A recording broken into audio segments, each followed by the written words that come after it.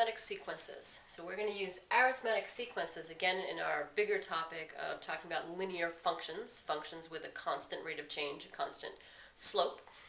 We're going to talk about arithmetic sequences. So there are lots of different types of sequences. Sequences meaning I have a pattern, I can predict what's coming next. Arithmetic sequences have a very specific type of pattern to them. So an arithmetic sequence is a numerical pattern that increases or decreases at a constant rate, called the common difference. So again, there's our constant rate of change that ties us back into our linear functions. And that constant rate of change in this case is called the common difference, because as we look at an arithmetic sequence, we are adding or subtracting, and we have a common difference between the terms. So if I look at this sequence here, 3, 5, 7, 9, 11, I'm going to be adding 2 every time, so that means I have a constant difference of 2.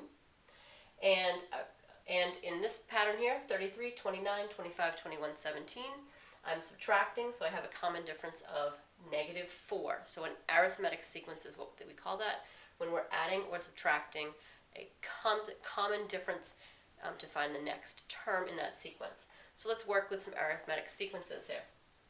Determine if the sequence is arithmetic, and then explain. So here's our sequence here, -15, -13, -11, -9. Again, we're going to look for a common difference, and we think about this as our change in y, our change in our output. So here's our output each time.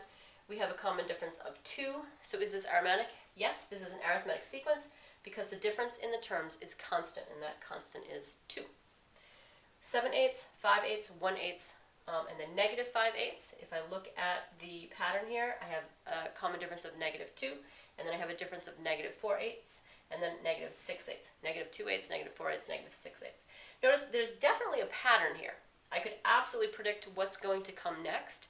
It's just not that it's an arithmetic sequence because the difference is not common going along the sequence. So it's totally a sequence, it's absolutely a pattern, it's just not an arithmetic sequence. This is not an arithmetic sequence because the difference is not constant. All right, let's look at putting some of these arithmetic sequences to work. Find the next 3 terms of the arithmetic sequence. So we've got -8, -11, -14, -17. First, we're going to find the common difference. So the common difference in this pattern is -3. Each time I go to the next term, I have to subtract 3. So D is a -3 here.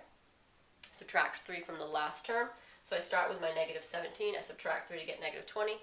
Subtract 3 to get -23. Subtract 3 more to get -26.